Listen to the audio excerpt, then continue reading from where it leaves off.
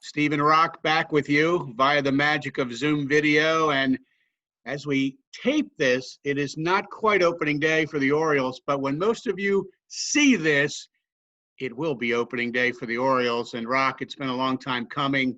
All credit I give to MLB, the Orioles, all the people who are working so hard to try to keep players and staff healthy that we reach this point.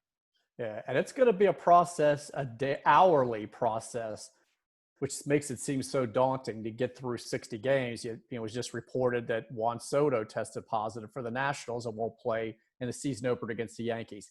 This could be happening all through these 60 games. I mean, no matter how careful you are, but the Orioles have done a great job. Just having two players quarantine and they both make the opening day roster, Anthony Santander and Dwight Smith Jr. That's pretty impressive. And I've talked to some people that have been to other complexes and say, look, the Orioles really are doing this the right way. There are a couple others that people were like, wasn't as comfortable here as I was here.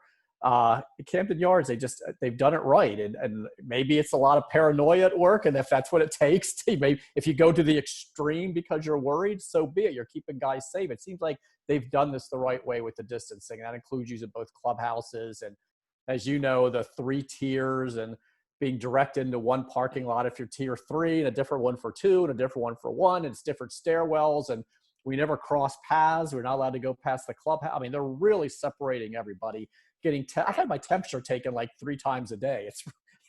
And strangely, it stays about the same because it's right in a row, 98.1, 98.1, ooh, 98.2, you're still allowed inside. I mean, it's been really an interesting process, but I think they're doing it the right way. But again, you just keep your fingers crossed because if this is going to be happening throughout where different guys, I think, might end up testing positive again, and you just hope you can quarantine them and it doesn't spread through the whole team. Yeah, we're going to see how that goes. Fingers crossed for all of Major League Baseball to get started and to concluded. And, Mike Elias told us early in the process, the Orioles, I believe, I'm paraphrasing here, purchased additional testing beyond what is being provided, and why they didn't have a problem July 4th weekend when some teams had to not even have workouts. The Orioles have just been smooth sailing. And again, knock on wood, it stays that way. But clearly, massive amount of preparation went into that. You've been at the stadium, most of those inter-squads. I was there one night, so we just can't see much where we're sent. But you just can see the parking lot. I mean, it's very different there. It is. It's kind of that maze. That's what's one thing. It's great, though. And the first day, I was like, trying to get, like directions on what to do. And basically, I had someone in PR said, they said, you can't go anyplace else. Like, there's no way you can mess this up. Even with my lousy sense of direction, you're being funneled through the gate to the left and the park. You can't even go past a certain point because there's a fence right there. There's no way you can mess that up. And, they're staying on guys. We've heard players say it. I've heard people in the organization talk about it. If your mask slips down for a couple seconds, they want to, they remind you, put your mask back on. They're being very careful, the medical staff, to ask, does this person need to be here? Where has this person been? I'm sure they're checking the media as well. Make sure they're there only those 2 hours. Make sure they have their masks on. Get them out of there afterwards, or disinfecting the press box every night the minute we leave and getting it ready for the next day. And they're really hoping that people aren't, lingering after games. I think basically you have 90 minutes after the final Zoom to file that story, but they really don't want you, and I don't think anybody wants to be there for 90 minutes, but they really don't want you spending 90 minutes transcribing and plugging in quotes and writing. So the idea is, look, we're going to give you as much access as we can to help you any way we can, but don't linger. Get what you need, get your work, get out so that we can clean up here and so people can go home. Because, let's face it, no matter how careful you are, there is at least a slight risk factor for anybody that walks into that ballpark. Yeah. So hopefully all of us watching, fans, media alike, appreciate the enormity that went into getting us to the point where it's play ball for opening day. So 30-man roster came out. Any surprises for you? I think there might have been one or so that I would have been more surprised about if I hadn't found out the night before. Like, I heard about Dilson Herrera last night. He was going on a taxi squad. If I hadn't heard that, I certainly would have been shocked today. I thought he was on the team. I thought it was pretty sure that they could, especially with Stevie Wilkerson out, they could carry that third super utility guy. And he's much more versatile than I gave him credit for. I mean, the way they've been moving him around, he's looked really good in the outfield. So I thought he was going to make it, but I think Dwight Smith Jr.'s surprise inclusion, he came off the injured list, bumped Herrera to the taxi squad because now you've got enough outfield coverage with Santander and Smith both able to make it. Cedric Mullins making the club. You've got your two super utility guys now, Vileka and Velasquez, who can play the outfield. There really wasn't a need at that point.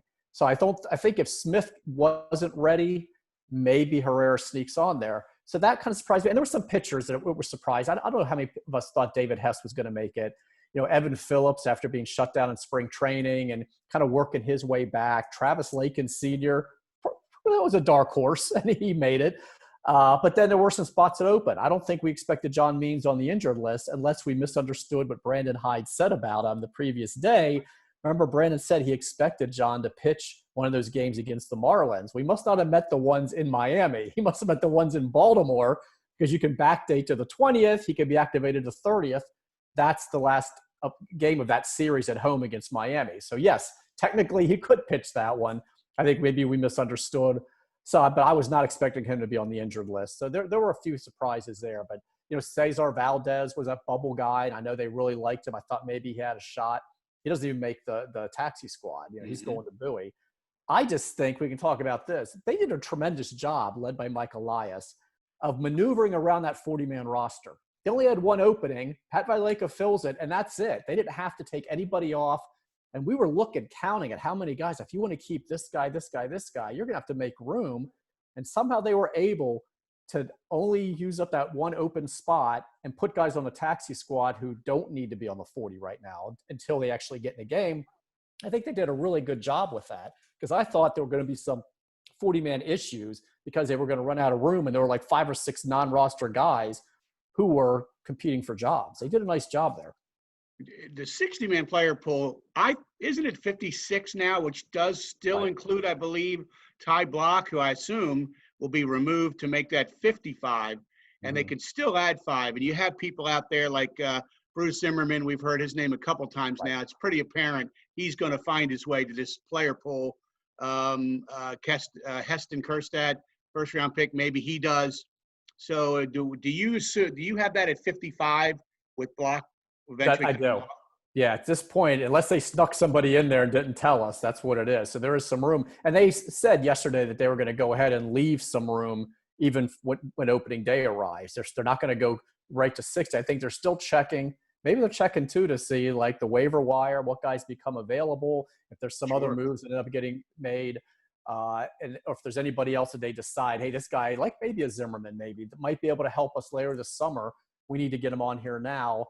And then you might have some extra room left to say, okay, how about a guy like Kjerstad who is not going to play this year clearly, but we want him working out with the players of that camp.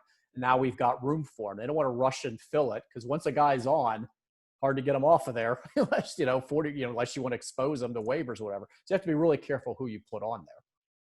So fans are excited to see young guys, the future of the team, and I think of the group that is now at Bowie or headed there, that we're definitely going to see. That's my prediction, and I think it's a safe one. It's Ryan Mountcastle. Right. If you hold him out a week, 8 days, 9 days, whatever it is, you're going to get that 7th year that there would be malpractice not to get. And so I just got to figure there might be a big shot for him unless the Oriole brass says we need to see DJ Stewart play every day to know about him because he's not replacing Hayes or Santander. And Dwight Smith's on there now, too. So it's a little crowded. It is. And I think it's guaranteed we're going to see Ryan Mountcastle. It's just a question of when.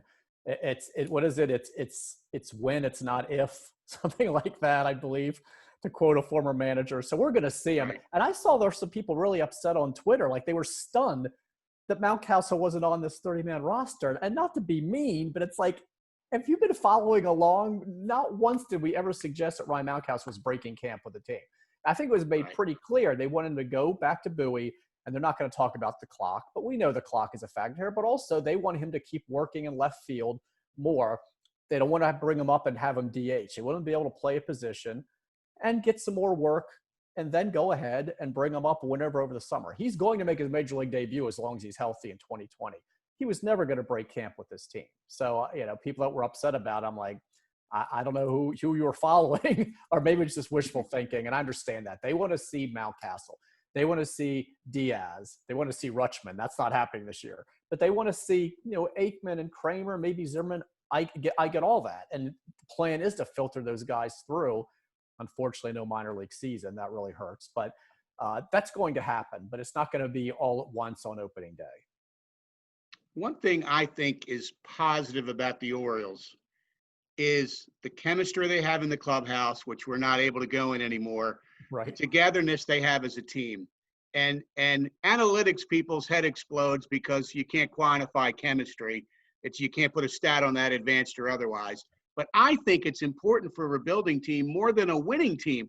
If you're winning all the time, it's hard not to have good chemistry. It's good vibe. Hey, we won again. Yay, us. Right. It's the team that's going 54 and 108 that's being beaten on a lot, that's trying to get better, that needs that, which I think is big. And I credit Brandon and the coaches a lot for that. And so I just think it's going to serve this team well in 60 games. I think so. Now, of course, I always think about the Oakland A's in the early 70s that would get in fights all the time and still were a dynasty. But right.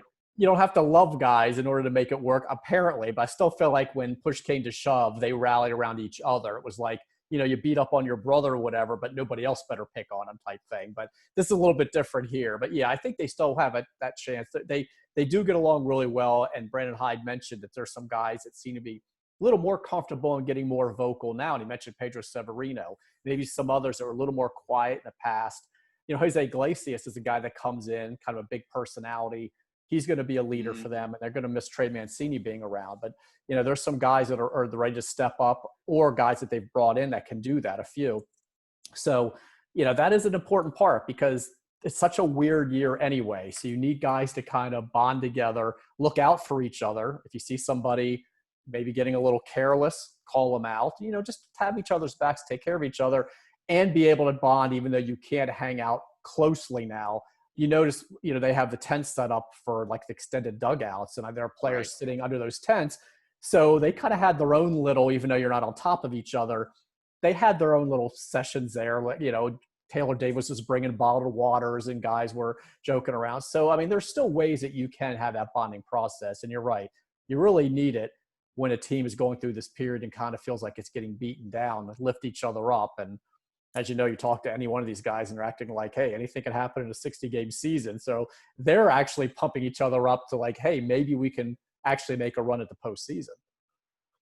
So on TV the other night on Masson, the crowd noise for me was very welcome. What was it like inside the ballpark? You experienced it also at Nationals Park. Compared to the inter-squad I went to, it felt like watching a game in church. I mean, it was so quiet. I mean, this to me is very welcome. Not everybody's accepting it, but to me it beats the alternative here. Yeah, which I'm surprised that I liked it because I really thought at first it was just going to seem silly and like one of those old sitcoms that has the laugh track that you cringe, like nothing funny's happening and people are laughing. Come on, it's awful. And I thought it'd be more of a distraction, but I did get used to it in a hurry. And even at Nats Park especially, where they were really able to crank up the volume with their PA system. At one point I heard it and my first instinct was, oh, don't let the crowd get in the game. I was like, oh, wait, that's fake crowd noise. Like I actually forgot for a second the way they were doing it. So even though we all know it's not a real crowd, it may seem silly on the surface, it does cut through that eerie silence like the backfields at Ed Smith Stadium. I think that would be weirder than just to have some noise, even though we aren't pretending these are real people. I think it does still help to just kind of cut through that silence and give you some background noise. Like, you put on the TV, what are you watching? I don't know. It's just background noise. Sometimes it's nice just to have that to get rid of just the silence. Well, it's exciting. We're here. 60 games on Masson. Our blogs on massonsports.com will be cranking out continuously. That never stops. I know you'll be appearing on radio and television. You'll be interviewing Brandon. I'll be doing a radio postgame show. It's going to get busy for us. We wouldn't have it any other way. Right. And July 24th, opening day, buddy. Here we go. We made it, huh? How about that? Virtual hug. There you go. Send some beers over here, would you? Yes. Well, listen, have fun. I'm real excited that we got to this point, and I appreciate all the people that made it happen. And I look forward to watching a lot of baseball over the next few months. Same here. See you in the Thanks, Roch. We'll postseason. get back and do this again throughout the season. All right. Grab your mask and stay safe. You too, pal.